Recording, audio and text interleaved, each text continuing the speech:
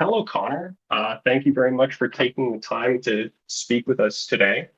Um, I'm using us in a very generous sense because my colleagues here at the Objectivist blog have not been able to come to this, but I think that'll be sufficient for our purposes today, which is just to get a general understanding of some of the issues in contemporary education and specifically delve into the philosophies of education because it's very easy from like a sort of free market abstract perspective to think, well, yeah, like obviously government schools are awful. We just need to privatize the education system. But when it comes to figuring out the logistics of what that would mean, there would be multiple competing philosophies and models that parents would get to choose from. And so, in line with that, we have a teacher from one such alternative private model here with us, Connor, who is a teacher at a Waldorf school in Northern California. Is that right? Yeah, thanks, Marcus. Yeah, I teach at a charter school in Northern California. It's in the eastern part, so not the Bay Area. And it's a charter Waldorf-inspired school. It's actually not possible to implement the full Waldorf curriculum in any kind of public school, including charter schools, but you can implement a fair amount of the curriculum in a charter school. It's actually the first Waldorf inspired charter school ever created. It was created in the 1990s. And since then, there's been several more of these kinds of charter schools. Well, that's great. And you teach math, correct? Yeah, so I'm at that charter school. It's pre-K through eighth grade, and Mhm. the Waldorf model is a little different than conventional models, but I am the math specialist for the middle school grades. And I teach up to algebra 1. Awesome. And so let's get right into it. You mentioned that the Waldorf model is different than schools, and that actually within the framework of the California public school system, charter schools are basically schools that receive government funding, at least in certain areas, but aren't treated as public schools, so they have a little bit more creative freedom in implementing their curriculum, right? So what makes Right. Waldorf different, and what makes it impossible or impracticable to, sort of set out and achieve its full potential within the confines of the government requirements that are imposed on you? Well, I'll start off by saying like we're all on the same page when government runs things. Mhm. It's not going to work out well, so to speak. Like we can have discussions about vouchers and access and like funding people's participation in the market economy, but the market is always the best way to achieve efficient outcomes. And to that end, like we should have school choice. But one thing I will say is the hybrid model is what I would call a Waldorf public charter school is a hybrid model. It does have its strengths because the public school system it doesn't do everything wrong.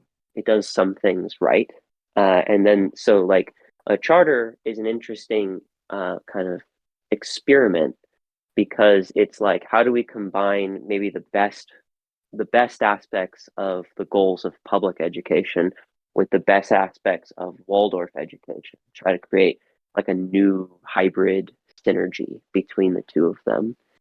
Mhm. Um, but as far as like what can't be fully implemented, um, first of all, like a very broad overview, Mhm. Waldorf schools were created by this philosopher in the early 20th century, Rudolf Steiner.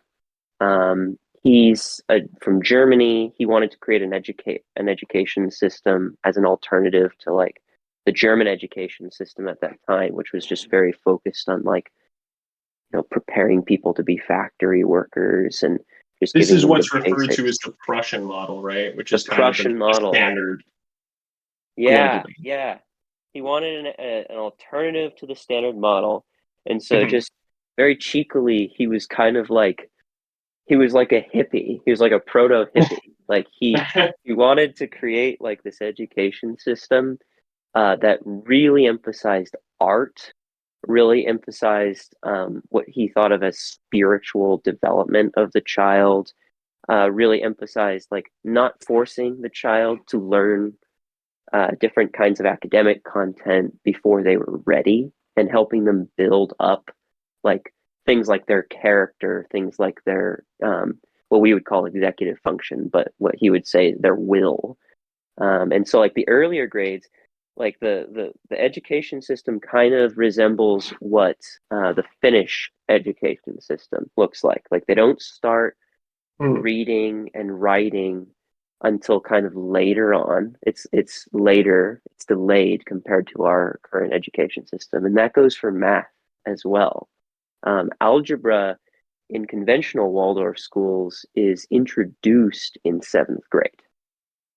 Algebra is usually introduced in like fifth grade in public schools, like at least algebraic thinking. Very primitive, what plus three equals seven. I remember problems like that. Yeah. And then they started introducing like actual variables because obviously conceptually it's the same. So what you're saying is they don't even start doing these like rudiments of algebra until seventh grade? They might be doing rudiments because, rudiments are hard to avoid, like the Yeah. basic intuitions. I would say in public education generally, like technical algebra is introduced in fifth or sixth grade, usually. Mhm. Um, Now in standard Waldorf, it's not introduced, like technical algebra, subtract x from both sides kind of thing. That's introduced in seventh grade. In our hybrid model, that is introduced in sixth grade. So we're kind of like splitting the difference. Like as a middle Mhm. school math teacher at this kind of hybrid charter Waldorf inspired school, um, we kind of like say, all right, we'll take the Waldorf curriculum from grades like 1 through 5, and the Mhm. goal is like let's really get kids comfortable with like numbers, with just how to use numbers, all the kinds of things. And then like, for example, I teach like an enrichment elective kind of class for the fifth graders where we basically work on puzzles. We just work on puzzles. And then in Mhm. sixth grade, seventh and eighth, we're like, okay, you've got this super solid foundation in working with numbers. Here's all the technical math that the state of California wants you to know, the Common Core math. And Right. what you see, if the teachers have been following like the goal of like preparing their kids with like the will forces they need and like getting them to have a really deep comfort with numbers, it's just so easy to teach kids all like anything you want to teach them in middle school. And Right. then you can also see the teachers who neglected to just work with numbers, to just teach their kids basic operations and also fractions. So difficult to teach them anything in middle school. The key really is just teaching a deep, deep comfort with numbers in the lower grades. And when you say a comfort with numbers, that's in a sense, what does that mean? Well, it's in the mathy language, it's called number sense. It's like Mhm. this. It's like, um, you know, what's 6 times 6? Right. 36. Yeah, you immediately know that, right? Yeah. Um, that's a facet of comfort with numbers. You know your times tables extremely well. And so that like typically teaching your times tables is like a foundation for more complicated things. Like if I was like, what's 36 divided by 6? 6. Yeah, you know the reverse of it. That's great. Right. Now I could probably string together more complicated things. So that 36 times 36. 36 times 36, right? And Which you then, just break into the digestible components and then, oh, yeah, you know, yeah. yeah, absolutely. And that's something I really like to do with students because We oftentimes like underestimate how much of these kind of like mental techniques uh, people will just pick up. Or Hmm. no, we overestimate, actually. That's what I'm trying to say. We overestimate it. We think, oh, people just pick up this stuff. Yes, I think a lot of students do just pick up like how to do math really well in their heads. They just learn tricks. But like Right. there's a lot of people who struggle because it just never occurs to them to do math a quicker way in their head. And so like you can just teach them that, right? And you can just pay attention. So like one thing that like struggling students will do if they were trying to do 36 times 36, they'll actually try to like picture in their head the standard algorithm where it's like 36 stacked on top of 36 with a line underneath it and a little multiplication symbol. And they'll try to like keep track of that whole thing like they were doing it on paper in their head. Hmm. Whereas, like if I was trying to do that, I would just break it up with the distributive property. I would be like, okay, so 36 times 36. All right, well, I've got 6 36s. So that's one Yeah. thing. I can multiply that pretty easily and I'll keep track of that. And then I've Yeah. got 30 36s. And then I know Which the is trick. really I could just just 3 times 36, and then you add the zero afterwards. absolutely right, Yeah. right. Yeah. And so that's the And quick what's way that funny to is do I it. wasn't thinking of it as like a dichotomy. It was kind of interesting to me that you thought of it as a dichotomy because I pictured it, the two numbers stacked on top of each other with the bar underneath. And then Mhm. my immediate instinct, the way I was taught multiplication, was to just go immediately into breaking it up into the substantive components and just looking, all right, ignore the six, look at the three, 3 times 36, add the zero, and then add that to 6 times 36. So maybe that was just a good third grade math teacher that I had, but that's like instinctive for me is to just That's great. go into Like those components. in fact, um, like technically, there actually isn't a dichotomy because that is what the standard algorithm is doing. The Yeah. difference is the like cognitively, like what kind of process is a person using in their own brain to accomplish a goal. It takes a Hmm. lot, it's way more taxing on working memory to like create an entire picture than it is to like just do the math and just know like kind of like what components you have to do and what steps you have to do. Hmm. So And that's what makes you faster. yeah, and it's just a repetition. And like I know, having taken a few years off of math after high school, I then did linear algebra and calculus 2 in college. Mm-hmm. And so, I was a bit rusty, but I noticed that as the semester went along, I became a lot quicker at just doing rudimentary arithmetic in my head just because I had been forced to do it a lot just in the course of taking this higher math. So is that part of what you mean when you talk about just being comfortable with numbers, just kind of recognizing, you might even memorize 19 times 17 because you've seen it a Mm-hmm. bunch of times. So that's That's the kind of thing you're talking definitely about? Or is it more definitely just another like not facet. being psychologically, is part of it psychological in the sense that you're not intimidated by 487 times 132 being presented to you because oh, I can just break this up because I'm comfortable with numbers. Is that part of what you're talking about? So both of those are definitely part of it. Like there's Hmm. the like that psychological emotional part where it's like, okay, I got this. Like I'm not afraid of these gigantic calculations because I know what to do. I know what to do, and so I'm not going to worry about it. I'm not going to have anxiety. Then there's this other side where it's like, I have done this a million times. They're kind of like two sides of the same coin, but like familiarity. I've done this a million times by this point. I know what like 13 times 9 is going to be because I've actually just done that calculation. And even if I Hmm. hadn't, it would be an easy matter to do it. Very easy. And so I guess pivoting to what might seem like a very abstract question, but I think it's one of great importance when, say, you're a parent trying to choose from different private or charter schools.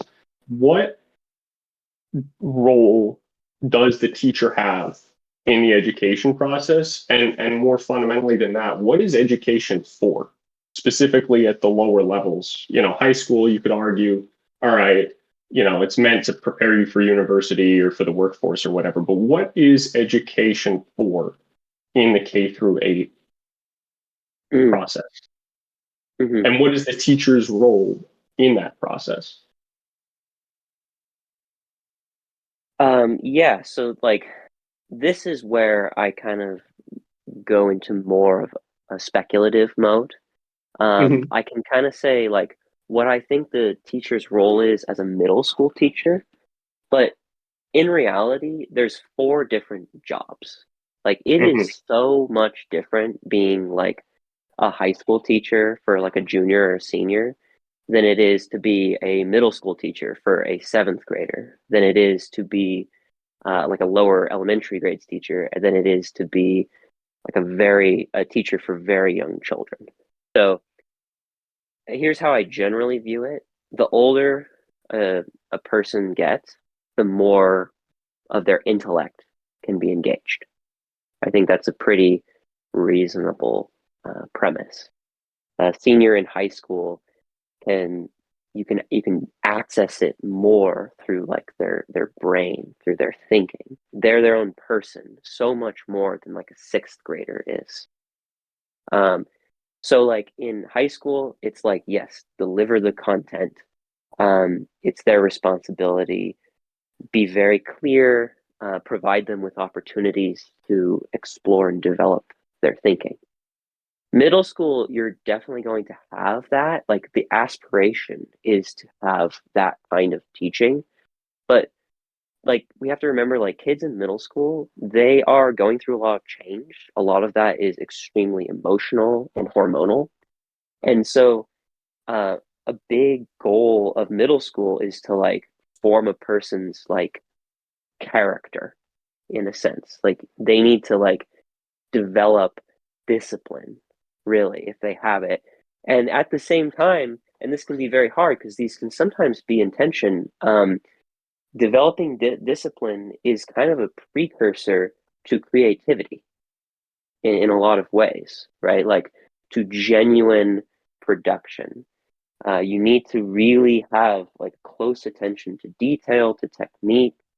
Like the example would be an artist like Pablo Picasso. Um, he was very creative in the sense that he created his own style by combining a lot of styles, but like he mastered elemental techniques in art. And so in middle school, the emphasis is really on like, yes, like here are these techniques. You need to master these techniques before you can go forward. It can be very difficult to do that.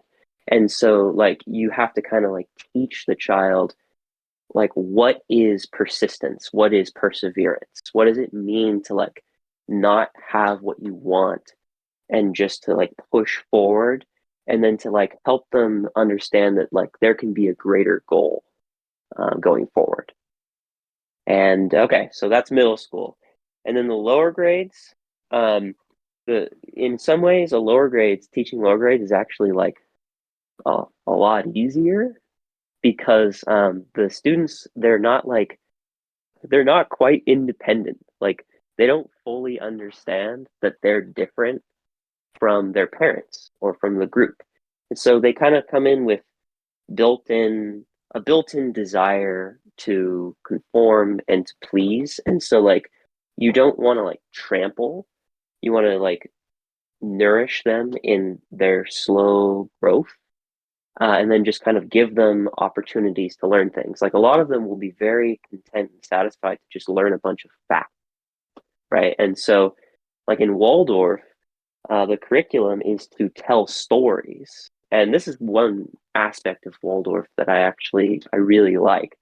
Um, in grades 1 through 5, they'll be telling stories that, according to Rudolf Steiner, are very relevant to that child's age. So, like in fourth grade, they study Norse myths. They'll learn all about Thor and Asgard. In In fifth grade, they learn about India and they learn about Vishnu. They also learn about Greece. They actually learn about Socrates and Plato and Aristotle, like in fifth grade. It's not like the technical details, but they learn the stories of those kinds of things. And so it's kind of like you access their curiosity through telling these like very rich stories and then having them create art based on those stories. Do, So, how, hmm, yeah, go ahead. sorry. Go ahead. No, that's very interesting, and I definitely think it's a cool idea to have sort of different blocks of history and kind of have an integrated education model, which you can really only do at the younger ages. When there's a single teacher in the classroom for the whole day, which you don't really get. I don't know if you mentioned that Waldorf, they start kind of, at least for some purposes, splitting the kids off. Like you're just the math teacher, right? But maybe they're with Um, another teacher the rest of the day. do you want me Um, to clarify how that works? I don't sure. think I Yeah. actually mentioned that this time. Yeah. Yeah, so like the Waldorf schools are, from like a conventional standpoint, a little nuts in how they do this. Um, Traditional Waldorf, one teacher with their kids first through eighth grade. Like Right. one Which is teacher. not how I did middle school. I think No sixth way. grade, yeah, math and science were together, and English and history were together in sixth grade as two blocks. And then after seventh grade and onward, it was all separate. Um, So at YRCS, again, hybrid, one mhm, teacher for grades 1 through 5. And then there's a few little specialty teachers, like there's a Spanish teacher, it's in Waldorf, it's called movement instead of PE. There can, right. And then in middle school, there's a few more specialty teachers. I'm a specialty teacher, but there's also the main class teachers for grades 6 through 8. So mhm. students who attend YRCS, they get one teacher for grades 1 through 5, and then they get another teacher for grades 6 through 8. And so if you're sitting there as supreme emir of all Waldorf schools or of like a private school network, and you're sort of designing a framework independent of government constraint, right? Do you Mm-hmm. think that having some of these specialty teachers and specialty field disciplines really would be beneficial to the students starting in middle school? Or do you think the more traditional Waldorf approach would be more conducive to what the mission of education is? I mean, maybe you could start with that. What do you think um, would Mm-hmm. be the best way to facilitate that mission? Yeah. If I was a central planner tinkering on Mhm. this, I Yeah. would I would spend some time on it and then I would give up a little bit because I would be like, this is why central planning doesn't work and why we shouldn't use Right. it.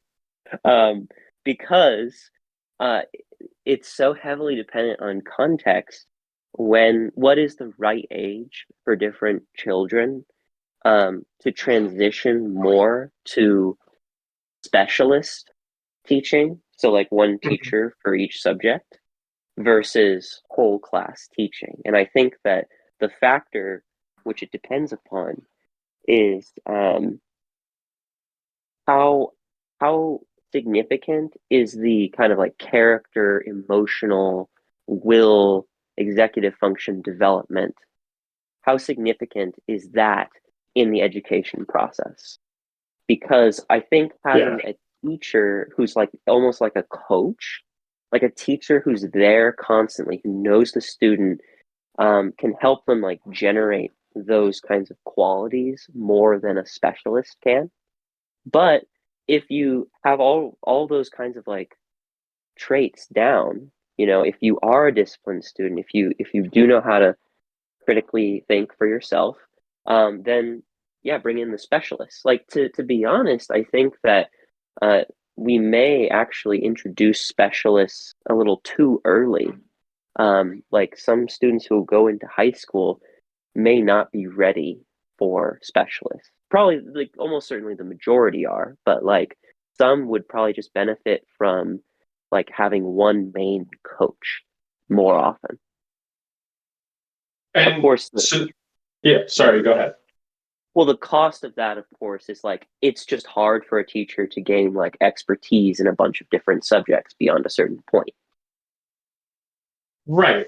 And once you get to certain higher order math, for example, or science, you're getting out of the depths of somebody who just is a well-rounded educator, who may have, studied some of these things like calculus, but may not have done it themselves in several years. So I guess, and the thing that you brought up in that explanation, which I think is important, is, or at least you hinted at, is there's this idea that it seems like within education and the philosophy of education that, Matt Bateman, who is a big thinker in Montessori, and I think you'll probably push back on this, he thinks that all the non-Montessori schools and all the critics of Montessori, they tend to criticize it from a perspective that there's this dichotomy between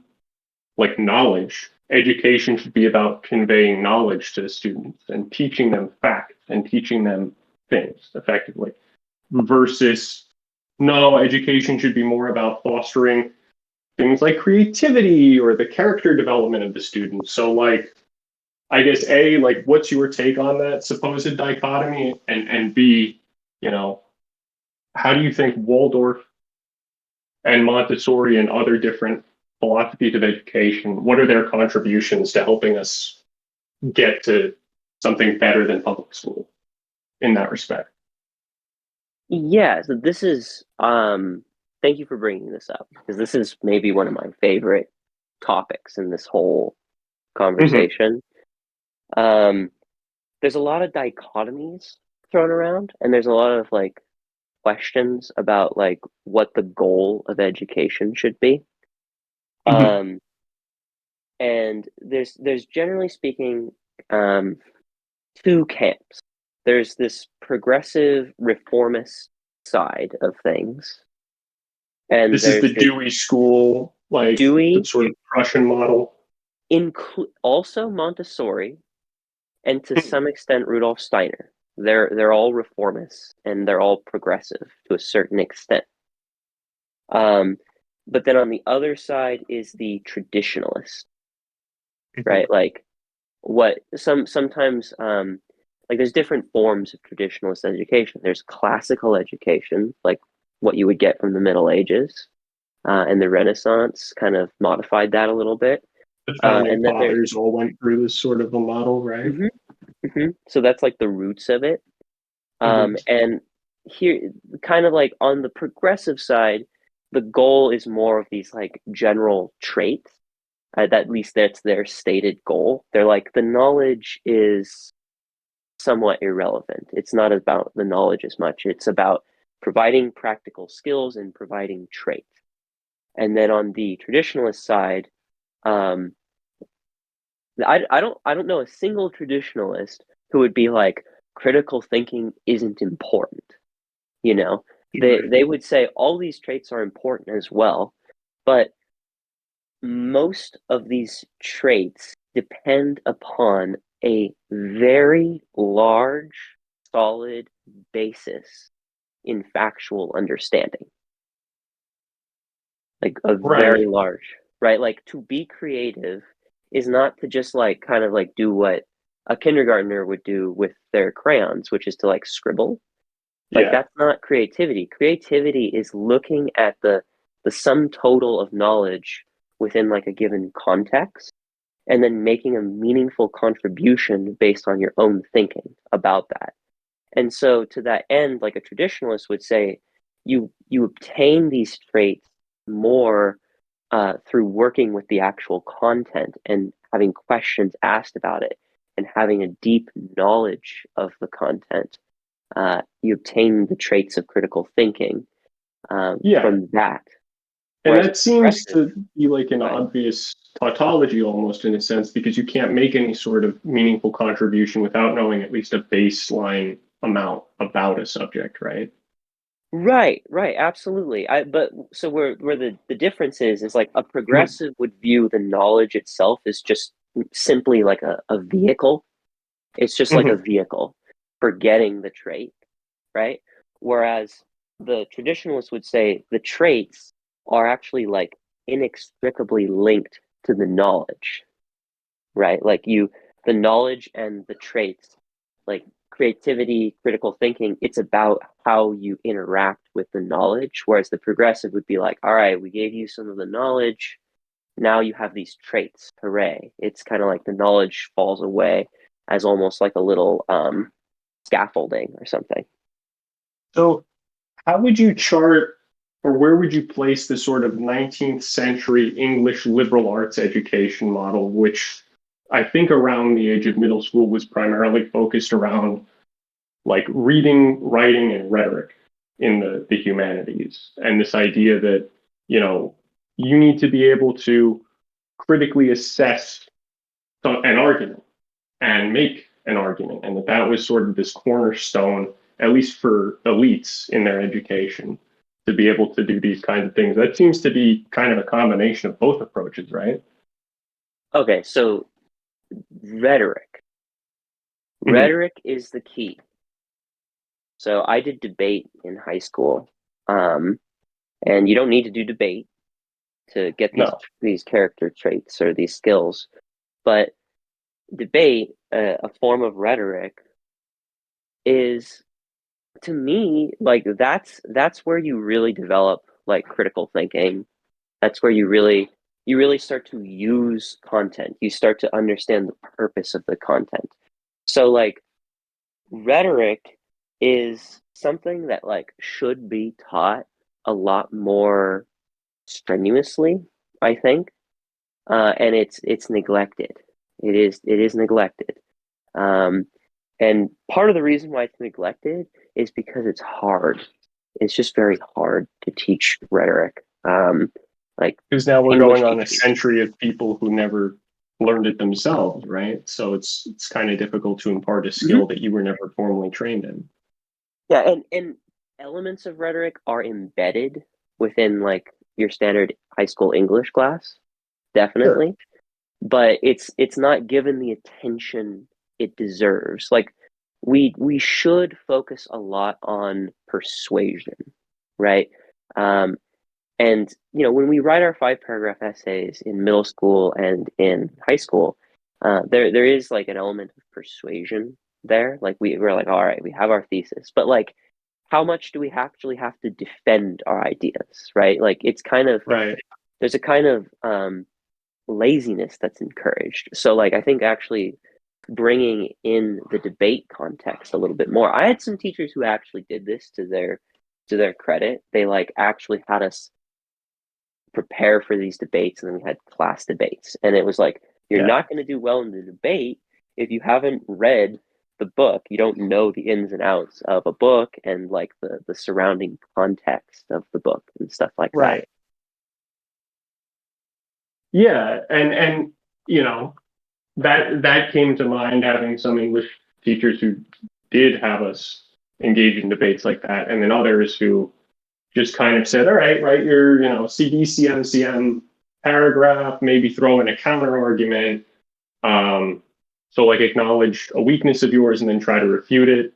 But it was all kind of mechanical and it was all kind of, it seems like a sort of formulaic structure that gets at sort of some of the ideas implicit behind rhetoric without Mm-hmm. actually having to do any of the critical thinking necessary to meaningfully understand what you're doing. The so like the formula is supposed to be like training wheels, Yeah, but then it's like, okay, what will make the teacher successful is like sensing what students no longer need the training wheels. Because it's like hmm it's boring to like keep riding a bike with training wheels if you're ready to do it without it, you yeah, know? And so that brings in another aspect of education, which is differentiated instruction, which is where It is very Mhm. difficult, but it's like where the teacher, through either creating categories in their class or having the whole school structure classes in a certain way, or actually like with Waldorf education, paying attention to each individual student, they Yes. can up the ante. They can make the class harder, and therefore more exciting for all their students. Because like we have to And acknowledge like yeah, there are a lot of people who continue to need that formula. They need the training wheels because it's very difficult to understand these things sometimes. yeah, and this actually gets at something I really wanted to talk about, and I do want you to go through your sort of methodology in teaching because I think it's really cool, and I think it's something that kind of teaches. It goes to the heart of like the innovations that are possible when people are willing to think outside the box and really be efficient with teaching. But that gets at another false dichotomy, which is do you teach the lowest common denominator? Do you teach to the highest, students in the class? Do you just kind of try to approximate the middle? Or, are there other options that kind of transcend these dichotomies? And you see that in sort of there's this channel I listen to, Yushanka show, and he's a Soviet American. He's an immigrant from the Soviet Union. And he talked about how in the Soviet education system, which is kind of the opposite of the American education system, the teachers would actually teach to the highest students in the class. And everybody else was just kind of along for the ride. And the underperforming students would basically get sent to trade schools after grade 8. And that was it. So, like, their thinking was, well, I'm teaching to the highest 50% that are going to go on to university. I don't really give a shit, in a sense, about the bottom half because they're not going to continue in higher ed. They're going to go work in a factory anyway. So who gives a shit? Whereas Americans, it's almost the opposite. Teaches to kind of the lowest common denominator, at least, the sort of no child left behind act type approach, right? And I'd be curious as to like your thoughts and your approach to sort of resolving this dichotomy. Yeah, so the I can see why the Soviets would have had an education system like that because Mm-hmm. they're not concerned with the personal success and fulfillment of the individual. They're concerned with like what produces like what is the most efficient amount of what would they call it? Human resources allocated to different parts of society, and Right. like that is always a concern. And with the market system, we have prices to reflect that. But like within our spontaneous market system, people make their own choices. Like I'm a teacher. When I probably could be making more money doing something else, I just really enjoy teaching. I feel like, based on my strengths, this is the kind of job that I can do the best. Um, so like okay, we have this dichotomy as you've set it up. Soviets teach to the highest block of the class, Americans teach to the lowest, which I don't think is true all the time. Um, No, but that's sort I of the caricature of the public school system, I think. kind of, yeah, you're right. I'm kind of like, I'm like an averagist. I'm like a Aristotelian golden mean. Because actually, um, my goal is to provide all my students with what they need. Like that's always the goal. However, it is much more difficult to teach struggling students than it is to teach high achieving students.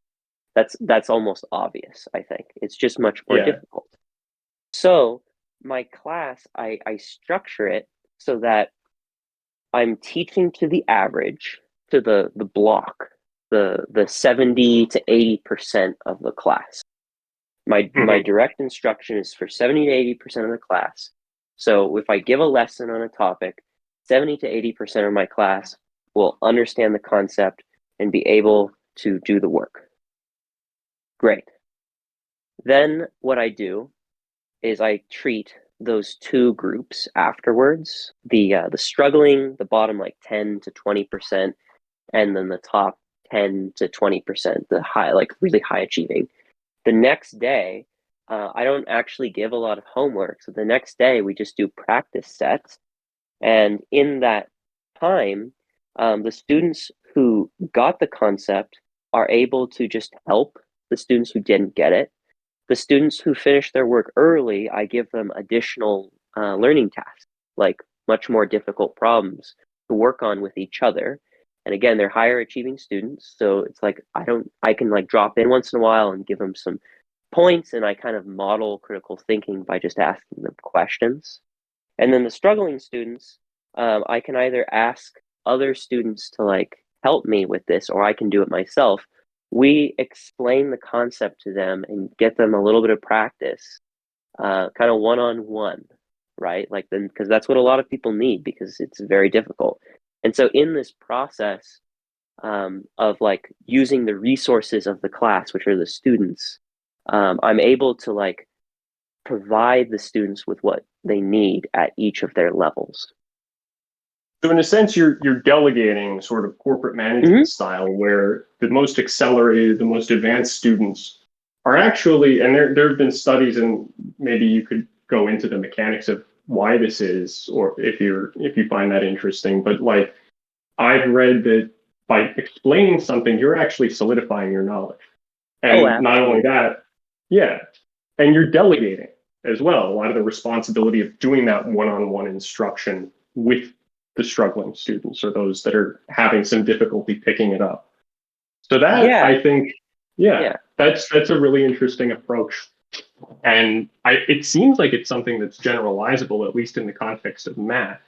Maybe you've had some thoughts on how to apply it to other disciplines, but it does seem to lend itself most easily to math. Um, Math, and I think a lot of people who work in education will understand this. Math is different. It's like a different beast from Mhm. other subjects. Um, there can be it. Sorry, could you say that again? Sorry, Siri, we weren't talking to you. Siri Siri's interested in this, so yeah, Yeah. I'll have to say it again.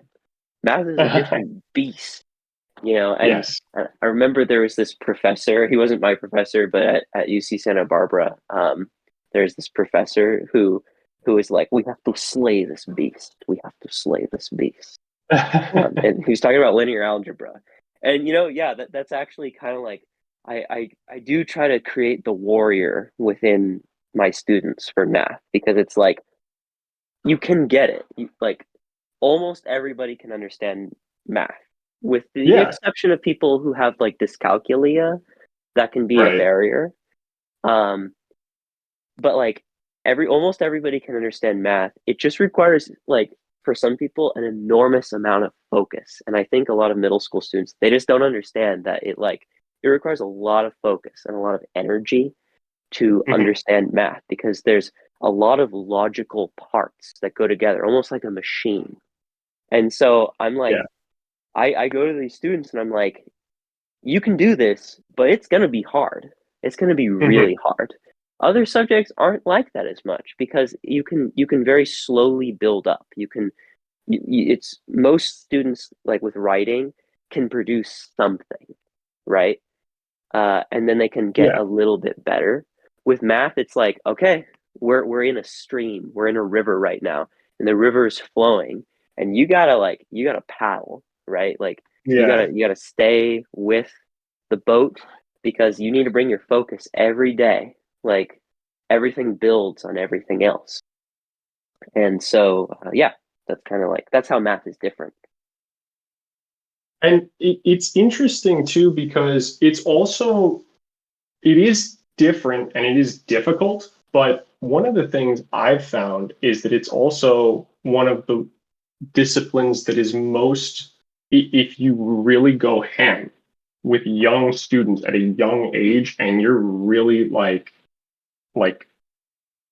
shoving it down their throats in a sense from a very young age, Yeah, you can produce like a system like China and Japan and South Korea, where you have students graduating from high school, as I understand it, the ones that are on the university track often know multivariable calculus by the time they graduate high school. So, I mean, there's problems maybe with that approach of just the sort of, repetitive do it, do it, do it, do it. But with math, that's kind of what you need to do, right? Like you really need the experiential hands-on, I'm just going to work on these sets of problems before understanding it, right? Like you can't really escape the homework with math, unlike other disciplines where you either know the knowledge, you know that King Louis XIV invaded Belgium or whatever, or you don't. Right. The more you do, the better you'll be with math. Right. I would also say, though, that does apply to other disciplines. For example, like my humanities teacher in 7th grade, he made us memorize a stack, like, not kidding, 6 to 7 inches high of vocabulary, Greek and Latin word parts and other vocabulary words. And he was just like, you're going to memorize all these words. And, at this point, I'm not sure I like remember the technical definitions, but what that did was it kind of like jump started our ability to read and access more text. So like a lot of just like a ton of practice is kind of like a way for you to like internalize something just enough so that you can engage with the next level. And then when you're working in the next level, being in the next level is actually what really solidifies knowledge, right? Like it could, because the next level subsumes the previous skills to such a degree that it's like second nature for you. It's so built into the neural structure of your brain that you don't even question it. Like algebra is nothing for me. It's probably the same for you, right? Like just solving an algebra equation is nothing for me. However, if I revisited calculus, I haven't really gone to the next level after calculus. So calculus is kind of in this state where it's like I kind of know it, but I'm gonna keep falling in and out of the rustiness with calculus until I get farther than calculus. And would you say that going on to say differential equations and multivariable calculus would be something that would benefit you as a math teacher, just to sort of Absolutely. have that baseline? Oh, okay. Oh yeah. This is something that I think our like education system could just definitely do better. Like our education system and districts, it's all, a complicated mess, but like it encourages teachers to have professional development, but a lot of that professional development isn't about the content of what they teach. Like there should be professional development, like high school and even middle school teachers. They should be students themselves. But in my opinion, a lot of that should be directed at becoming even more of an expert in their field. Like I think, my employer, the government, should be like paying me to go learn like differential equations. It should be paying me to go learn linear algebra, because that would provide me this like bird's eye view of a higher level calculus class, like Calc BC or something. It would provide me this bird's eye view, which would give me just an absolutely impressive amount of expertise in that subject.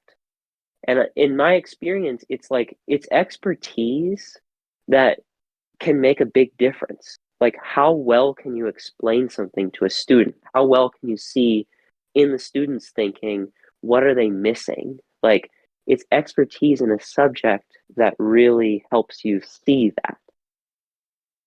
And it seems, again, like I'm thinking also to the highest common denominator, just the options that would be available. You could even have a sort of informal study group, which maybe you'd be compensated for in lieu of study hall. There's some really precocious eighth graders that want to get a feel for calculus. Maybe they've gotten through all of the work, or maybe they just want to know, hey, Mr. Connor, I would like to learn what a differential equation is. And you could just do like a lab with them once a week or every day, where you just kind of spitball with them and show them, all right, like there's this thing that we're learning in algebra 2 now, and here's how it applies, and here's how you can use it in this other way in pre-calc and then calc. And I mean, it seems to me just immediately obvious that this would have, even if the students had no idea what the hell was going on after a certain point,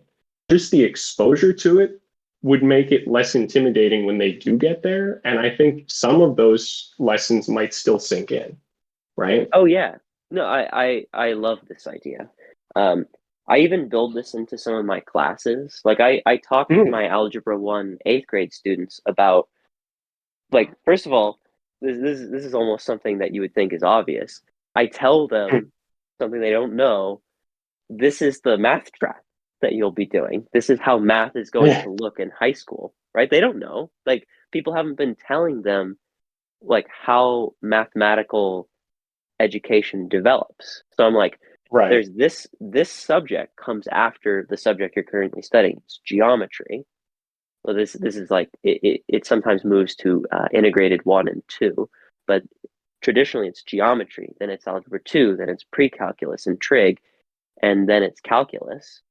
And then I kind Mhm. of like tell them, okay, this is kind of like what each of those talks about in like a more broad overview. And then I'm like, I'm always down to talk with anybody who wants to talk with me about any of these things. Come to me. And I actually like, I'll just get students who want to talk with me. They want to talk with me about philosophy more often, but at snack recess, they'll be like, here, like, can we talk about this math concept? And I'll be like, sure. And that's the thing that I think was missing from it brought a smile to my face because it kind of reminded me of a lot of the times when I'd be like, hey, teacher, what the hell's going on? Why are we learning this? Why do we need to know about factoring? What are we going to use that for? And the teacher, if they offered an explanation at all, it would be, well, you need it for next year's math. You need it for high school math, right? Oh, Without really going into why you needed it. And so to have that just a physical, like, all right, here's a problem that you'll get in geometry, and here's how you need this algebraic concept to solve this problem, right? mhm. That seems like something that would have. Now, does that necessarily lead to the kid being more motivated? I don't know. But I think it will lead to them being more motivated in the long run because the teacher takes that question seriously and gives them an answer rather than just kind of hand waving it. No, And and that's yeah, right. That's right. What leads kids to be more motivated is enthusiasm on the part of the teacher and the teacher caring about the student. Those are yeah. basically the two factors, right? And so an expression of caring about the student is like being willing to answer their questions, like being that resource. If I don't know, I say I don't know. I go home, I look it up, I bring it up the next day. I cared And enough to like yeah, research it for the student. yeah, and that seems awesome. And like again, if I had a teacher like that when I was in middle school and high school, I mean, once I got to college and I started seeing how math is actually useful in real life and the different things that can be done with math, like computer science and engineering, I was like, well, damn, I maybe should have paid more attention in those high school math classes. But by then, I had a couple good teachers, but I think I had kind of had my enthusiasm for the subject kind of crushed. Oh, And yeah. yeah, and maybe part of it Yeah. is also just the unforgiving nature of it. So, like, if you fuck up really bad on one test, you can fuck up a math test really bad. And I mean, I maybe this would kind of tie into a sort of broader grade inflation issue, but like allowing students to drop one of their really shitty tests at a certain level seems to be without doing grade inflation in any other way and just giving them the grade that they deserve, but allowing them to drop one of their tests, it kind of does kill your motivation if it's like, well, best I can do in this class is a B, you know? I don't know, maybe you have thoughts on that, but Oh yeah. What I would say is like this is another issue, which is highly dependent on context. Um, Grade inflation is a problem. I would agree. It is a problem. However, it's very difficult to like get a handle on grade inflation. Like I will Right. actually inflate an entire class's grades, or at least give people an opportunity to take advantage of grade inflation. If it's like a lower grade, if it's a lower grade, I'm more I'm more concerned with their engagement with the material rather than strict accuracy, right? Mhm. Because like since time immemorial, like teachers have given students points for completing work, but not necessarily for the accuracy of the work. So then it's just a Yeah. question of like what proportion of that kind of grade should make up the end grade. And for me, it's like, okay, it's roughly like this: 60% accuracy, 40% work. So Mhm. like the grade that you're getting is pretty much based on like various assessments, like the majority of it, but like it's also based on your commitment.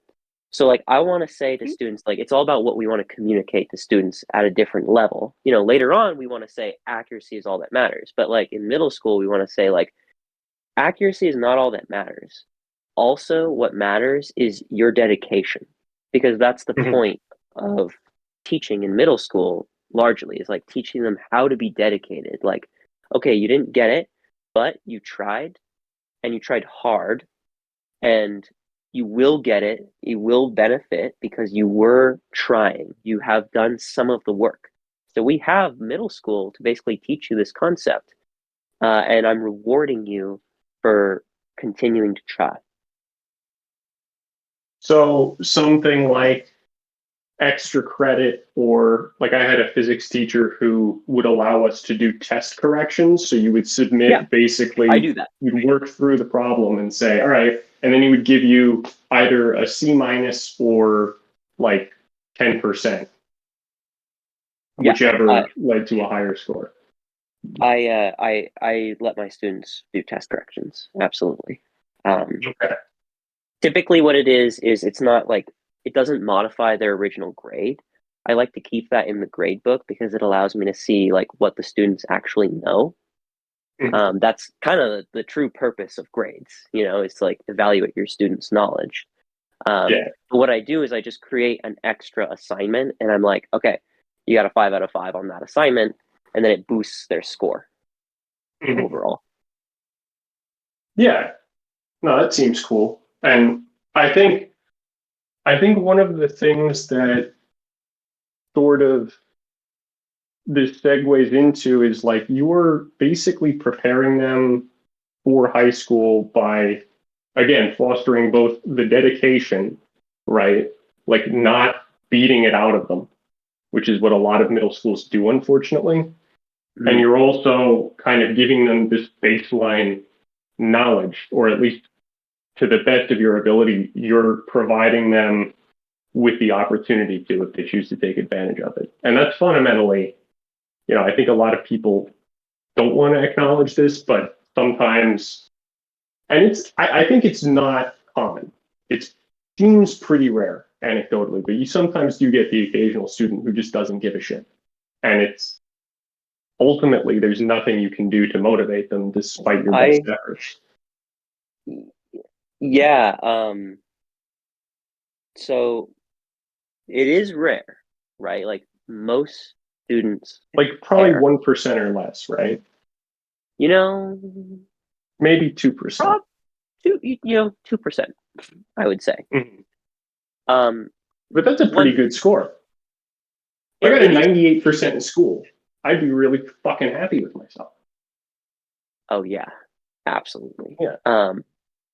I have a student who has, like being a good teacher is paying attention to what your students needs are, and like some students will have a developmental disorder like ADHD, and that looks different for a lot of different people. Like there's no monolith of ADHD, but there's some general traits like executive dysfunction, in some ways, and then it's about like teaching the student like how to do things despite this added layer of difficulty, and then also like when appropriate, providing some accommodations for that student, right? It's totally reasonable. So their disorder is interfering with their ability to focus in class. I'm like, okay, you can have an extension on this assignment because you need a little bit more time to learn the material. I care about like what they learn less than I care about when they learn it. I still care when, like it does matter, but it's more about knowing that they've done it. However, what I would say is like sometimes, in conjunction with having like a developmental disorder, um, and having like certain messaging and a kind of set of attitudes that can develop, it can be Mhm. extraordinarily difficult for students to generate motivation because something has been hard for them their entire life, and it's been therefore boring, and they just don't want to do what's boring, and they refuse to see like why it's important, or they're like, I will just simply not do that. I will limit my options and not pursue a career in STEM or something like that. Mhm. And it can be very difficult to access um, that student's mentality and to motivate that student. Um, so it's kind of an ongoing puzzle. It's kind of an ongoing puzzle. You get to a point where you start getting into very uncomfortable territory, especially when you're a public school educator, because we have this idea that like, and it is the law that like students have to learn certain kinds of content. So you Mhm. can't just be like, oh, whatever then, right? Like in a market, it would be like, what are we doing trying to like force this person to like learn this thing? It's like a complete waste of time. They're just not going to learn it. In the public school system, you kind of have to like metaphorically browbeat people into learning things that they are committed to not learning. So it's an uncomfortable situation. And I think that segues really nicely into, and we can make this the final question if you need to go. I'm really interested in what you see as sort of the biggest challenges and opportunities that you see going forward in education, both personally and also just big picture. Like what are there what and also what should parents do to sort of educate themselves when shopping around for a school? Maybe that's a lot of really Wow. big No, yeah. questions to end on, but It's a good place to end because it's a juicy topic. It's a juicy mhm, topic. Okay, what should parents do? Um, Parents, first of all, should attend to basics. Like before we even start talking about shopping around for a school, mhm, it is parents' moral responsibility to care about their child's development. And to that end, that means challenging themselves and altering their tactics, their techniques, reading books or listening to audiobooks or however you want to gain knowledge. right. It can be as simple as making sure your kid is sleeping 8 to 10 hours a night, right? Like there's a lot of parents Yeah. who don't make sure their kids do that. And I understand that like some families do have like challenges, which makes it hard for them to do those things. But like if you want your child to be successful, ensuring that the basics are met is going to be a huge factor. Just Okay. shut off the Wi-Fi after like 10 p.m. or something like that. Like there's ways that you Yeah. can, like Yeah. honestly, that seems to be the most obvious thing people point to these days, but like Yeah. it's got easy solutions. It's in the nature of a child to rebel. Like, for example, like I love to read as a kid. So I Yeah. would sneak a flashlight and I would read till like 2 in the morning sometimes.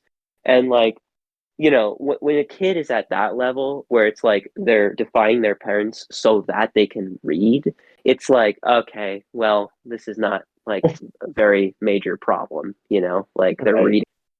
But still, like the parent to do the right thing, like my mom would like get up and like check to make sure I would actually fallen asleep by like looking to see if there was like a faint glow in my window. She was like that. She was that. It's really Um, funny because like it was the same yeah, with me and my mom. That's why I'm not. yeah, right. Yeah.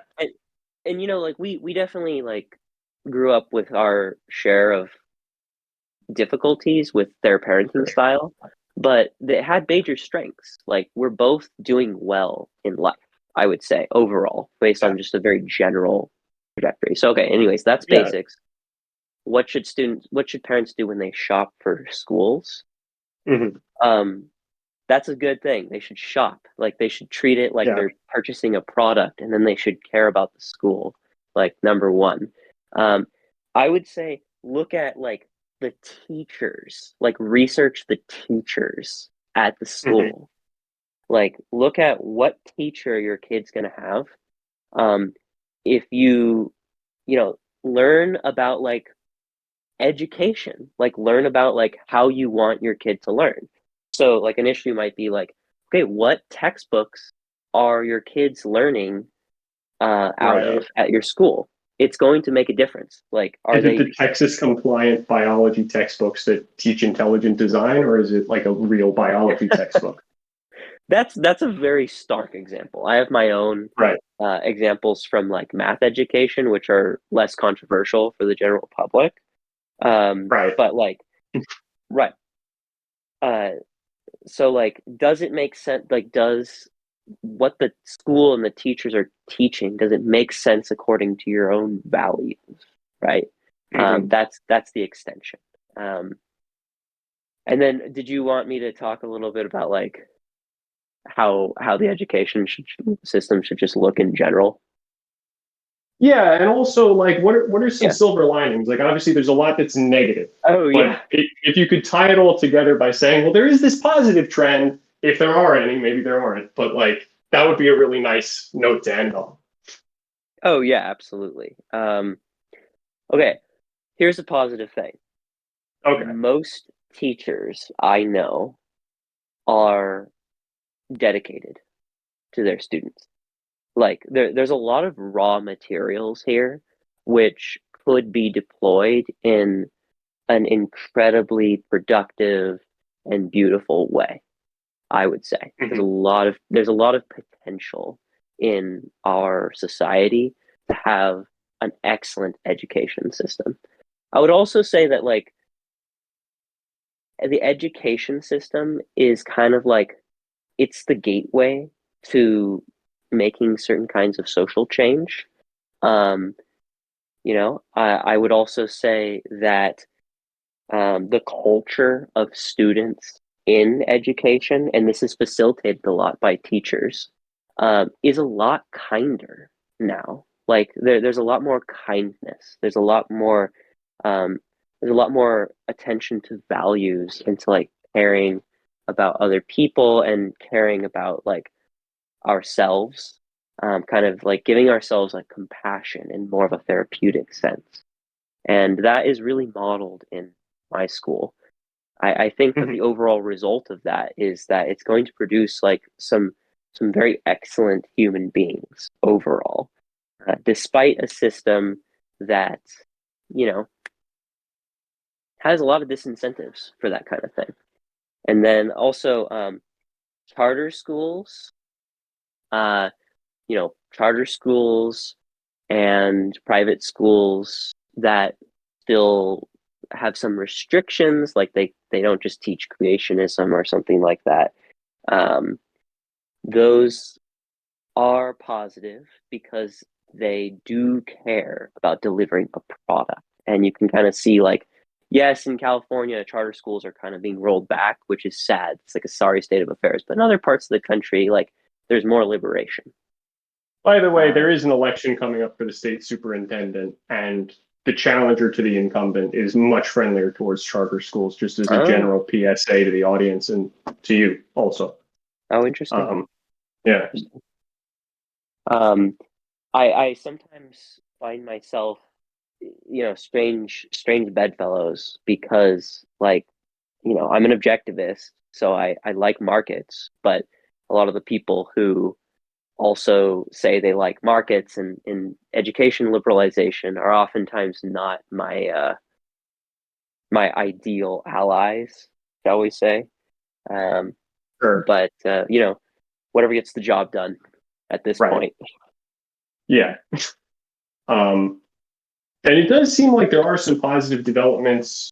Obviously, as segmented as our education system is, that creates opportunities and also difficulties. But Arizona and their school choice flash voucher program is being rolled out, and it seems to be one of the most transformative and the most, positive in the country. Um, Mm-hmm.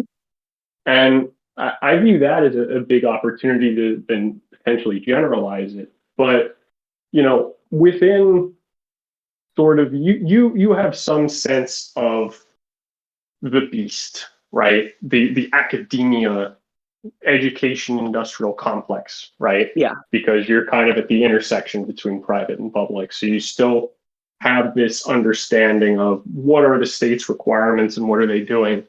Are there any sort of systemic opportunities that you see coming down the pipe? And or, for you personally, what do you see as some of the biggest opportunities and challenges going forward? Um, the beast. Yes. A beast. Um, so challenges. Mhm. It's hard for teachers to become teachers because there's a lot of requirements and extra education, and this is oftentimes not necessary for a teacher to do their job well. That's kind of the basics of it. Um, Yeah. Positive. Uh, People can only take so much, is what I would say. Like, there are trade-offs. This is Yeah. kind of a negative. There's a lot of teachers who are leaving the profession right now, but it's kind of a positive also, because what that does is it gives more bargaining power to teachers. Now, like, who's doing that bargaining and to what end? If it's Yeah. the teachers union, I'm not terribly enthusiastic about the teachers union. Yeah. Um, but Parents the are doing a teachers lot of it post COVID because parents yeah. parents are doing a lot of it. It's kind of like falls on, I would say a lot of like what people are interested in right now is somewhat frivolous.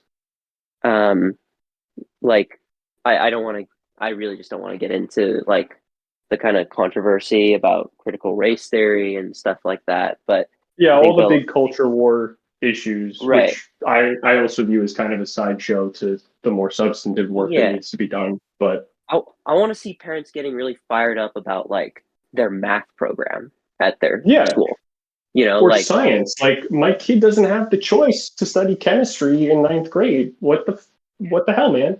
why can't our cultural revolution be like let's value STEM as much as like rising powers in the rest of the world. Like let's Mhm. really value it. Let's make it a solid opportunity. Let's make it the default even in some cases. Like let's just make it the default. Let's say that like people who are just incredibly gifted with writing, those are the people who go into like other fields, you know? Mhm. Um, let's say like, okay, like you are incredibly gifted with writing and rhetoric and these kinds of things, but your knowledge of STEM is so great that like you can actually bring those skills to bear in those contexts, in STEM contexts. And By you the way, can be the communicator between, there's a lot yeah, of these STEM people who like know this stuff, but they have difficulty translating it to a more general audience. So yeah, that's a really important function.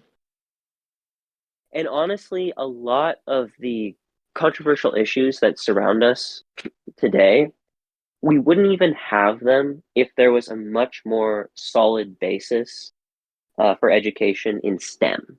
Like we just wouldn't have them if people just fully understood the scientific method. And of course, like academia and research, it has flaws, but like Western medicine, our science, it is pretty much the greatest invention ever, ever, just ever.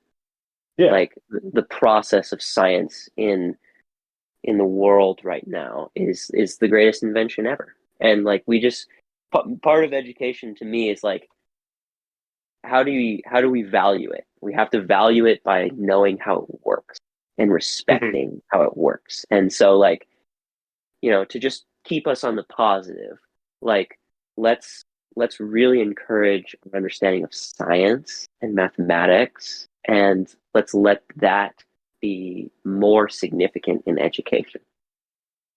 Yeah, I think that's a great idea, and I think the Koreans and the Japanese thought it was a great idea, and they did the same thing after World War II. And they both had like double-digit economic growth for Heck yeah. decades. So Heck yeah. let's just do that. Let's get double-digit economic growth. Let's do it. Yeah, yeah. Let's apply Moore's law to other areas. When you can do nanobot technology, you can then get Moore's law applied to other areas of the economy. So let's just fucking do it. The hell, people. Get angry if you're a parent, and then get excited about the opportunities. Let's do it. Let's do it. And thank you very much for sharing your story about how you're doing your part to get it done. So Thank you, Marcus. yeah, I was happy to have this conversation with you. It was really fun. we're happy to have you. Let's do it again sometime. All right, sounds good.